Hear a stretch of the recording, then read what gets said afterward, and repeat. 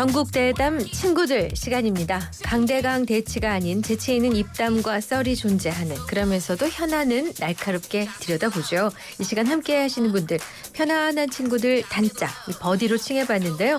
강훈식 더불어민주당 의원, 조혜진 전 국민의힘 의원 나오셨습니다. 어서 오십시오. 어서 오십시오. 반갑습니다. 네. 자, 어제 헌재에서 윤석열 대통령 탄핵 심판 7차 변론이 있었습니다. 조금 공방이 오고 갔는데 두 분 가장 인상 깊게 보셨던 대목이 있으시다면 하나씩 좀 꼽아주시죠. 강 의원. 네, 저는 대통령이 서운해서 계엄했다는 취지의 변론들을 어제 말씀하셔서 네. 서운하다고 무장군인을 국회에 보내셨나 싶은 생각이 약간 좀 네. 당황했다 뭐 이렇게 좀 느꼈고요. 특히나 또 이제 중간에 또 그런 발언도 나오는데 계엄군에게 시민들에게 계엄군이 폭행당했다는 취지로 말씀도 하시더라고요. 사실은 그날 그 국민들이 국회를 지켜서 네. 사실은 이 계엄군이 들어오는데 저항하고 이래서 우리가 계엄 사태를 빨리 해제할 수 있었는데 그런 인식을 말씀하셔서 매우 놀랐던 그런 지점들이 있었습니다. 네. 네. 조 의원님께서는. 저는 그 백강욱 전 국정원 3차장하고 네네. 선관위 사무총장 네. 김영빈 총장. 김영빈 총장 이제 대질은 아니지만은 결과적으로 대통령이 계엄 선포를 하게 된 주요 동기 중에 하나로 이야기했던 그 부정선거 네. 관련해서 그동안에 언론이나 또 바깥에서 이야기 많이 네. 있었던 걸 두 당사자의 이 답변을 통해서 네. 어느 정도 좀 사실관계라든지 실체라든지 이런 부분에 좀 이야기 들을 수 있었던 부분. 네. 물론 그걸 통해서 서로 의견이 엇갈렸기 때문에 네. 부정선거가 있었느냐 여부는 결론이 안 났고 네. 또 백강욱 3차장도 백종욱입니다. 백종욱. 네. 백종욱 3차장도 네. 그 국정원이 들어가서 그 보안 점검을 하면서 그렇죠. 네. 해킹에 관련한 보안 점검인데. 그 전에 선관위에 대해서 그 보안 점검 전 2년 동안에 네. 해킹이 외부 해킹이 한 8번 있었는데 악성 코드하고 해킹 메일이 한 8번 있었는데 그중에 7번이 북한의 정찰 총국에 의해서 이제 한 거라서 들어가서 보니까 이게 선관위 그 일반 그 업무망하고 네. 선거 관련 업무망하고 네. 또 투개표 업무망하고가 다 연결돼 있어서 그렇죠. 분리가 안 돼 있고. 예, 네. 외부에서 언제든지 침투할 수 있는 네. 상황이었고 또 이렇게 시뮬레이션 해보니까 허위 그 투표자 명부를 집어넣어 가지고 특정 후보에게 투표한 것처럼 사전 투표한 것처럼 이렇게 그 카운팅이 될 수 있도록 입력이 될 수 있도록 돼 있었던 것도 확인하고 가짜 신분증도 확인이 안 되는 그런 시스템 이런 걸 보고서 이거는 이제 본격적인 점검이 좀 필요하다. 그런데 그거는 부정선거 그 시스템을 점검한 거지 부정선거를 점검하는 그 목적은 그렇죠. 아니었기 때문에 그거 가지고 부정선거라고 단정할 수는 없는데 하여튼 그 당시 발표도 그렇고 이거는 의혹을 해소하기 위해서는 제대로 된 점검이 필요하다. 그런데 5%밖에 그렇죠. 점검을 못 해봤기 때문에 아니었죠. 네. 6,400대 가운데 5%밖에 점검을 못했기 때문에 필요하다는 걸 지적해 준 점은 의미가 있고 선관위는 계속 기존의 입장대로 부정선거 없다라고만 이야기를 하는데 없으면은 그걸 100%다 6,400대 전체 전수조사를 어느 PC를 통해서 침투할 수도 있기 때문에 그걸 하면 좋을 텐데 왜 그걸 계속 방어하지 않고 또 감사원 감사도 또 거부하면서 의혹을 계속 안고 가는가 하는 그런 데 대한 의문이 여전히 해소가 안 되더라고요. 네. 알겠습니다. 눈에 띄는 대목을 좀 보면요. 이상민 전 행안부 장관 증인 신문에서 핵심 쟁점 두 가지였습니다. 대통령이 단전 단수를 지시했는가, 또 당시 국무회의 의결 절차가 적법했는가, 이 부분인데 관련해서 어제 나온 증언들은 우리 강 의원님 어떻게 보셨습니까? 이상민 장관 같은 경우에 이제 윤석열 대통령 측에서 이제 신청한 증인인데요. 네.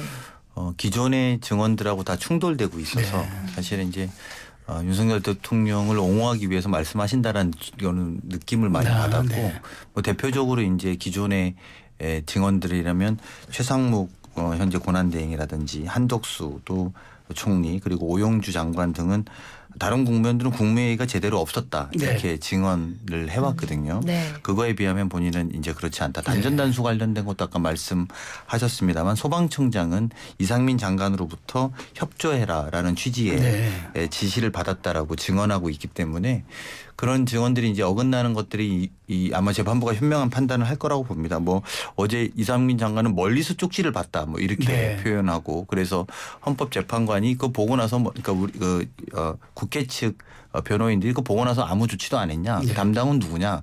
담당은 자기가 맞지만 뭐 조치를 안 했다는 네. 취지로 이야기를 했습니다. 근데 이런 것들은 사실 금방 드러나는 거짓말들인데요. 반대로 지시를 이상하게 이번 헌법재판소에 많은 증언들을 보면 대통령은 지시 안 했다고 그러는데 지시받은 사람들은 있고 장관은 지시 안 했다는데 지시받은 소방청장은 있는 이런 형국들이 계속되고 있어서 국민들한테는 사실을 좀 실소를 자아내게 하는 그런 장면들이다 이렇게 생각하고요. 또 뭐 이상민 장관 관련해서 경찰 조사에서는 여러 명이 그 국무회의 자체를 반대했다라고 증언해놓고 또 어제 그 자리에서는 마치 국무회의가 제대로 열린 것처럼 네. 이렇게 이야기하는데 좀 집중하는 그런 모습을 볼 수 있었습니다. 저희는 근데 예. 반대로 대통령은 직접 아니 그럼 국회 국무회의가 열리면은 예. 국무위원들이 당연히 국무회의 참석하러 오는 거지 예. 무슨 뭐 놀러 왔겠니 당연히 인식하고 왔을 거라는 취지에 또 얘기는 했습니다. 처음에 이제 6명 장관을 네. 먼저 불렀는데 그게 그 좀 성격이 좀 모호하더라고요. 네. 계엄 뭐 주무장관들도 아니고. 네, 네.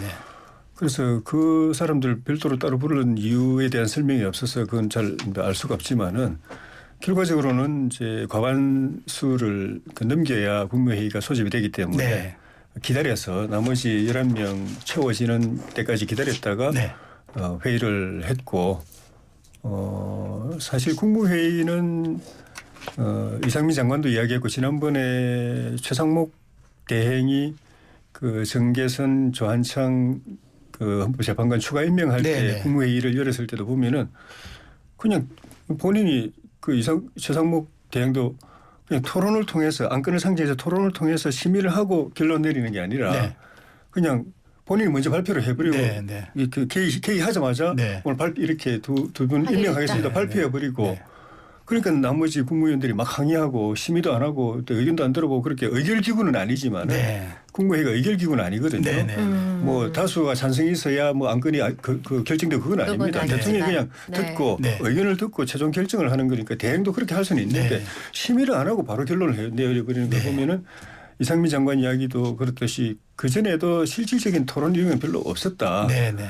그리고 뭐 가부간 뭐 다수 그렇죠. 뭐 표결 네. 이런 것도 없었고 네. 당연히 이건 의결기구가 아니기 때문에 그래서 그런 심의기구로서의 실질은 있다. 네. 대통령이 이야기를 하고 나머지 그 장관들이 대체로 이제 좀 말리는 쪽으로 네. 이야기를 많이 했고 그런데 그게 뭐 다수결로 결정되는 사항은 아니기 때문에 네. 대통령이 결정하면 그건 뭐 방을 네, 방법은 뭐 없고 없으니까. 네. 그래서 그 점에서 이제 다른 몇 분들은 그 형식 절차상 이거는 조금 공식적인 국무회의라고 볼 수 있을지 좀 그 불확실한 부분이 네. 있다고 이야기하고 이상민 장관은 그렇게 했으면 그거는 국무회의라고 본다라고 네, 네. 이야기를 한 차이가 있죠. 네네. 이제 네네. 국무회의라는 게 이제 국무회의를 시작하겠습니다 네. 정도가 최소한 있어야 되는데 네. 그런 이야기는 본인도 못 들었다는 거예요. 이상민 장관도 어제 이제 증언에서 보면 그래서 이제 모여 있는 상황에서 10시 17분에 오영주 장관이 마지막으로 들어오고 22분에 끝났다는 거거든요. 보통은 모여서 시작합니다. 뭐 중간에 말씀하신 것처럼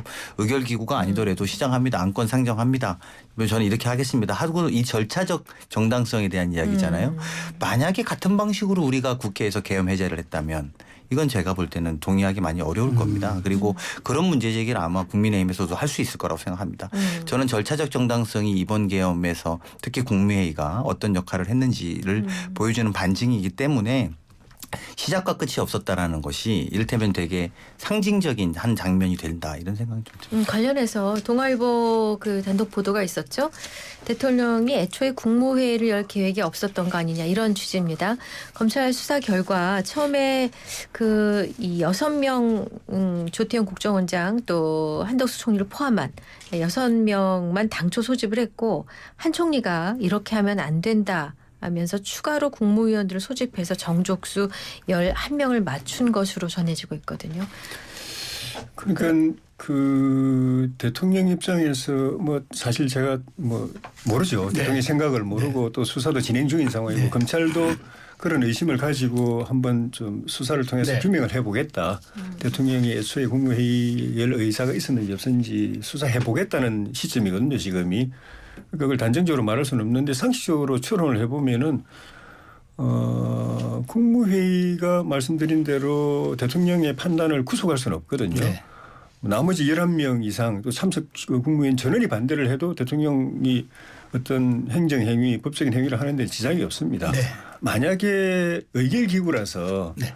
나는 계엄을 해야 된다고 보는데 이걸 그 국무회의 붙여서 그 의견을 물으면은 이 반대가 더 많이 나올 것 같고 그래서 그러면 계엄을 못 하게 되니까 패스한다 이렇게 생각할 수 있지만은 그건 의결기구가 아니기 때문에 듣고 그냥 지나가면 되는 거죠. 네. 제 예를 들은 대로 최상목 대행도 아예 심의도 안 하고 그냥 방망이 두드리자마자 개의하자마자 바로 결론 발표부터 해버리고 거의 뭐 어떻게 보면 국무회의가 이거 저 날치기 국무회의 비슷하게 네네. 그러고 일어나 버리니까 나머지 국무위원들이 막 항의하고 이런 소동이 벌어졌지 않습니까? 네네. 그게 법적으로는 근데 하자가 없거든요. 네. 1명 다 됐지 않습니까? 네. 2명이. 그런 걸 생각하면 대통령이 굳이 국무회의를 피할 이유도 없었기 때문에 네. 네. 그걸 과연 안 하려고 생각을 했을까? 뭐 경황이 없다 네, 보니까 뭐 보안 유지하고 어쩌다 보니까 뭐 잠깐 이 절차를 그냥 깜빡했을 수는 있을지 몰라도 네. 애초부터 국무회의는 나는 하지 말아야지라고 네. 생각했을 가능성은 저는 높지 않다고 봅니다.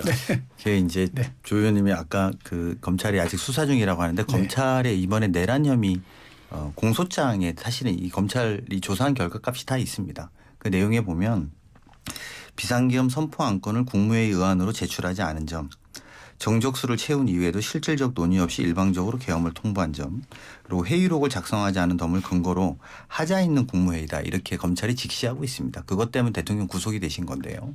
그래서 저는 이제 이게 이미 조사된 바에 대한 거고 헌재는 이걸 확인하는 과정이죠. 그리고 이제 이상민 장관은 이걸 주무하는 장관이기 때문에 아무래도 이제 최대한 하자가 없다라는 취지로 이제 설명한 거라고 보는데요. 진실이 하나이기 때문에 제가 볼 때는 그게 뭐 이렇게 피한다고 될 문제는 아니고 제가 아까 말씀드린 것처럼 국무위원들도 이 계엄의 절차적 위반, 위헌성이라든지 위반 이런 것들을 알고 있었다라는 증거들이 계속 나오고 있거든요. 그래서 똑같이 만약에 국회가 이런 방식으로 안건 상정도 하지 않고 국회의장이 그리고 개의한다고 시작도 안 하고 이렇게 해서 우리 다 모였으니까 과반 통과됐다. 손 들어봐라. 이렇게 만약에 통과했다고 한번 생각해 보십시오. 그럼 다 부정할 겁니다. 그래서 그런 원래 그랬다라는 식의 문제가 아니라 이 계엄 선포라고 하는 중요한 과제에 비하면 바빠서 원래 그랬다라고 한 것보다도 이게 사회적인 굉장히 큰 혼란이 있어야 계엄을 하는 거 아닙니까? 그래서 그런 혼란의 시급성에 비춰본다면 또 중요성에 비춰본다면 좀 하자 있는 국무회의라는 건 다 알게 될 거다 이렇게 생각이 듭니다. 근데 그 점에서 제가 조금 이거는 논리적으로 모성이라고 생각이 드는 게 검찰이 하고 있는 게 지금 말씀하신 대로 일방적으로 그냥 통보 발표했기 때문에 이거는 하자 있는 계엄이고 그러니까 계엄하겠다고 그 사전에 안건을 계엄 안건을 올립니다 하고 여러분 의견 뭐 이야기해 주십시오 하고 듣고 나서 여러분 의견 듣고 나서 제가 결론이 이렇습니다. 계엄하는 걸로 선포하겠습니다. 이렇게 해야 맞은데 그렇게 안 하고 바로 계엄하겠다고 이야기를 바로 일방적으로 통보를 거기 그 회의에서는 그 토론은 있었어요. 사후지만은 이상민 의원들 많은 사람들이 말렸지 않습니까? 토론은 있었지만은 순서가 그렇게 됐다는 거거든요. 심의 과정이 있었지만은 순서가 심의 후 결정이 아니라 결론을 발표해놓고 심의에 들어간 셈이 됐는데도 불구하고 어쨌든 그 과정을 거쳤는데도 이건 내란죄라고 하잖아요. 검찰이. 그런데 최상목 대행은 발표하고 심의 토론도 없이 그냥 일어나 버렸어요. 그런데 그거 다 합법이 돼요. 지금 그 정계선 조한창 재판관 지금 하고 있잖아요. 대통령은 그나마 발표했지만 심의도 했는데 최상목 대행은 발표해놓고 심의도 없이 그냥 일어나는데도 대통령은 내란죄고 이거는 그냥 아무 탈 없이 그냥 버젓이 재판관으로 활동하고 있고 이 검찰이 대통령이 심의를 거치고 토론을 거쳐서 그 결정한 그러니까 결정했지만 네. 심의 토론을 거친 게 내란죄라면은 네. 최상목 대행이 결정해놓고 일방 발표하고 토론도 없이 심의도 없이 했으면 네. 그거는 내란죄 이상이 돼야 되는데 네. 거꾸로잖아요 지금. 탄핵하셔야겠네요. 그렇게 보면. 그러니까 이제 강 의원님 말씀 들어보면 이제 국회는 의결기구고 이제 네. 그 조 의원님은 그 국무회의는 심의기구라는 그렇죠. 약간 차이점을 두고 말씀하시는 것 같은데 이 부분은 나중에 또 수사상 한번 지켜보고 말씀하겠습니다. 그리고 내일 이제 8차 이제 변론 기일이 있습니다. 아직 헌재가 지정한 마지막 변론입니다. 우리 강 의원님 추가 이 변론 기일이 지정될 가능성 지금 뭐 여러 가지 설이 나오고 있는데 어떻게 보세요? 근데 대통령의 포고문에 뭐 부정선거 이런 이야기는 없었던 것 같은데요. 네. 근데 우리가 부정선거 유무까지도 지금 보고 있거든요. 네. 그러면 저 사실은 다 원하는 건 다 불러서 본 거 아니냐 저는 이렇게 생각이 들 정도입니다. 주장이거든요. 포고문에서도 그런 내용이 없었고 뭐 실제로 대통령이 계엄 선포할 때도 그런 내용은 없었습니다. 오히려 무슨 주사파 뭐 이렇게 종북 세력의 뭐 소굴 국회 뭐 이런 것들을 탄압한다고 그랬지 나라가 부정선거로 어지럽다고 이야기한 적이 없습니다. 그래서 계엄한다고 한 적은 없어요. 근데 지금 그것까지도 네. 이야기한 거고 오늘도 우리 조혜진 의원님이 어제 그거 이야기도 했단 말이야. 이제 그거 가능성도 5% 있다 뭐 이런 이야기 하시는데 저는 뭐 예전에 그 황교안 대표 때 부정선거 이야기하시고 길거리 나왔던 2020년 생각이 나서 뭐 굳이 그걸 만류할 생각은 없습니다. 저 생각하고는 많이 달라서요. 근데 그런 정도까지 봤으면 다 들여다본 것 아니냐 네. 이렇게 생각이 들고 그런 부분에 있어서 이제 추가 증인을 신청할 텐데 재판부가 어디까지 더 들어줄지는 저는 뭐 잘 모르겠습니다만 만약에 좀 더 네. 받아준다 하더라도 3월 중순까지는 늦어도 네. 최고 선고가 나지 않을까 이렇게 예측해 봅니다. 네네. 국민의힘에서는 지속적으로 그 헌재의 절차적인 문제를 많이 제기하고 있는데 조혜진 의원님 예. 한 인터뷰에서 헌재 졸속 심리 이재명 재판에 도움 주려는 것이다 이런 얘기를 하셨던데. 예. 네.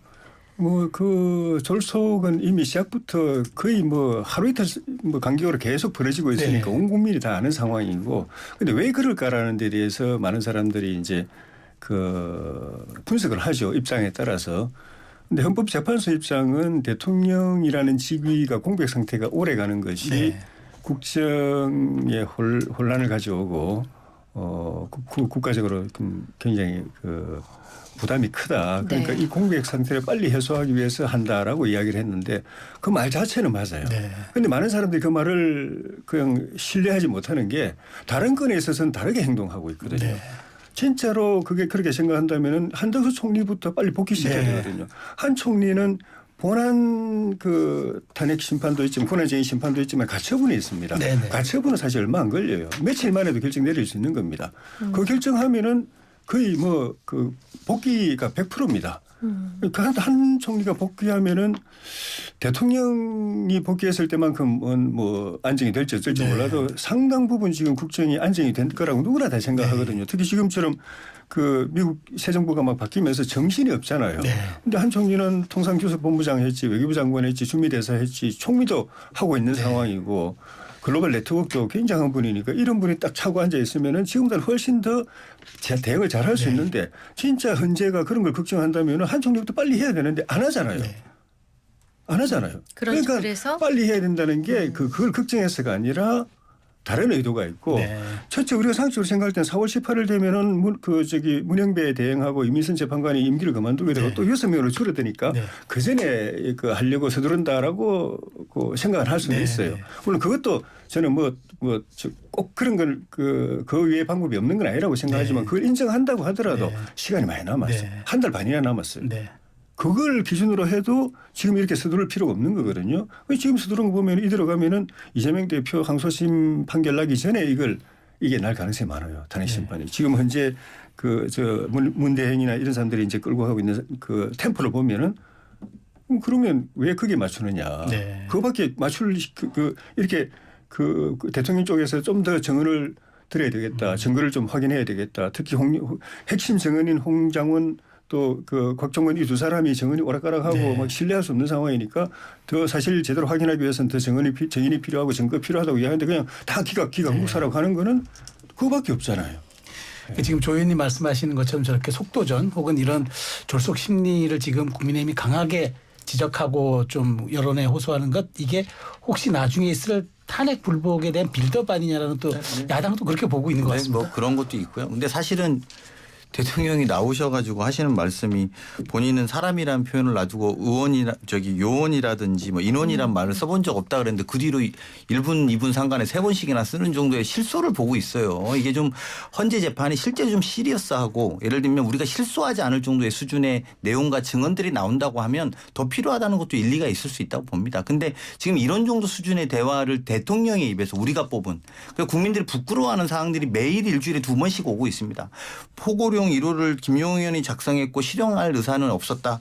뭐 정치적 사살 사살 지시는 황당하고 뭐 이를테면 최상목에게 비상 그 입법 기구에 대한 쪽지를 준 적이 없다. 이거 다 반대되는 이야기만 막 하니까 이게 무슨 헌재의 심리를 보신 건 아니잖아요. 졸속이라고 말할 수 있는 근거는 없는 거고 지금 나와 있는 변호인 윤석열 대통령과 주변의 증언들은 너무 실소를 많이 국민들에게 주고 있고 이런 상황에서 저는 이제 이렇게 봅니다. 헌법재판관은 누가 구성합니까? 대통령이 임명한 3인. 그리고 대법원장이 임명한 3인. 대법원장은 대통령이 임명하죠. 그리고 나서 국회 추천 3인입니다. 9명으로 이렇게 하는 거거든요. 근데 그거를 9명으로 하자고 하는 것은 헌법을 보수가 해석할 때는 다르게 해석되고 진보가 해석될 때는 다르게 해석되는 게 아니라 다양성을 생각해서 다양한 각도에서 헌법을 잘 분석하고 판결하기 위해서 헌법재판관을 그렇게 두는 거 아닙니까? 근데 제가 좀 걱정되는 것은 전 판결을 비판할 수는 있다고 봅니다. 판결은 좀 이건 난 틀리다고 생각한다. 난 이 재판부가 틀렸다고 생각한다고 주장할 수는 있습니다만 신빙성 자체를 흔드는 그것도 공당에서 그러면은 우리가 나라의 삼권 분립이라고 하는 기본적 체계를 신빙성을 흔들어서 시작하려고 한다는 건 전 되게 위험한 행동이고 그거는 국가 존립, 공화국의 국가 존립 자체를 부정하는 것과 별로 다르지 않다라고 생각합니다. 그래서 우리가 왜 정치권에서도 판결이 다를 때마다 판결을 하긴 합니다. 야당일 때 우리 야당이라서 그렇다, 뭐 여당인데 그렇다 이럴 수는 있습니다만 헌법재판소 자체를 지금 신빙성을 흔들어서 뭔가의 득을 보겠다라고 생각하면 사실은 또 그렇게 생각하니까 서부지원 같은데 폭력 사태가 일어나는 거 아니겠습니까? 그런 흔드는 공당에서도 그런 이야기를 서슴없이 한다는 건 좀 매우 경계해야 될 일이라고 보고요. 그러니까 폭동도 일어나고 심지어는 인권위에다가 들어가서 사람들도 맞고 뭐 이러는 판인데 들어가는 것도 민간인들이 들어가서 경찰이 막는 것도 아니고 이런 상황에 우리나라의 여당은 이거를 만약에 옹호한다?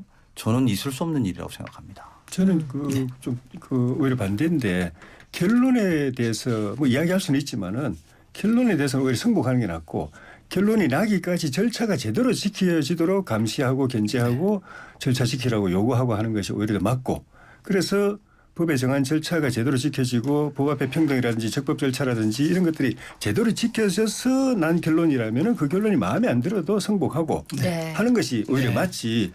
결국 그 절차가 엉망으로 되고 있는 거 다 보고 가만히 있다가 결론만 보고 내 마음에 안 든다고 안 들면은 그냥 반대하고 마음에 들면은 절차가 엉망인데도 그냥 뭐 오케이 이렇게 말하는 게 오히려 더 나쁘다고 봐요. 그래서 지금 문제 제기하고 있는 것이 저는 국민들이 저 탄핵 재판 과정을 희화하는 걸로 본다고 하시지만 제가 볼 땐 달라요. 계엄 직후에 탄핵 심판 시작됐을 때의 여론은 거의 뭐 8대2 정도로 탄핵 찬성 반대 탄핵 찬성 80 반대 20 요 정도였는데 탄핵 심판이 진행되고 대통령이 직접 나와서 변론하는 그 과정 보면서 싹 지금 여론이 바뀌고 있잖아요. 그걸 보셔야 됩니다. 왜 그렇게 여론이 바뀔 것인가. 제가 말씀드리고 싶은 것은 절차가 뭐가 잘못됐는지 구체적으로 말씀할 필요가 있다는 거예요. 그러니까 저는 지금 헌법재판관을 흔드는 방식으로 또는 헌법재판소 자체를 흔드는 방식으로 하지 않습니까? 그렇게 구체적으로 이게 절차가 잘못됐다면 그거를 말씀해 주시면 저는 일리가 있다고 생각합니다. 그리고 또 아주 다행스러운 말씀은 의원님 말씀하신 것처럼 결과는 승복해야 될 겁니다. 그게 정말 중요한 문제죠. 그리고 과정에서 뭐가 잘못되고 있으면 뭐가 잘못되고 있는지를 구체화시켜야 하는데 막연하게 지금 과정이 잘못되고 있지 않냐. 이건 뭐 구체적으로 뭔지를 부정선고도 구체적인 팩트를 제시하라고 하는데 팩트는 이야기 안 합니다. 그냥 증언들에 대해서 필요한 부분만 따서 이야기를 하는 거죠. 그러니까 그런 식으로 흔들면은 헌법재판소를 흔드는 것과 다르지 않다라는 말씀을 드리는 거다. 제 이 말씀드립니다. 그 절차를 막연하게 이야기하는 게 아니고 어떤 게 기일 잡을 때부터 당사자하고 전혀 협의 안 하고 딱 정해버리고 그 길이란 게 이틀을 사흘 만에 한 번씩 하니까 그거가 당사자들이 변론 준비를 할 수 있는 시간을 아니 안 그거 주고 헌법재판관의 시간을 일입니다. 그렇게 하면 안 되는 거죠. 아니, 이거 국민들이 헌법재판관 시간을 안 예, 주고. 저 청취자 여러분들 또 국민 여러분들 다 판단하고 계시니까 다음 질문 가겠습니다. 제가 2018년 네. 그 김명수 대법원장이 했던 말씀으로 이건 가름할게요. 그러니까 재판은 절차적으로 공정하게 끝나는 것도 중요하지만 보이는 과정도 공정해야 한다라는 그 말을 조 의원님 하신 걸로 이해하고 지금 다음 질문 넘어가겠습니다. 그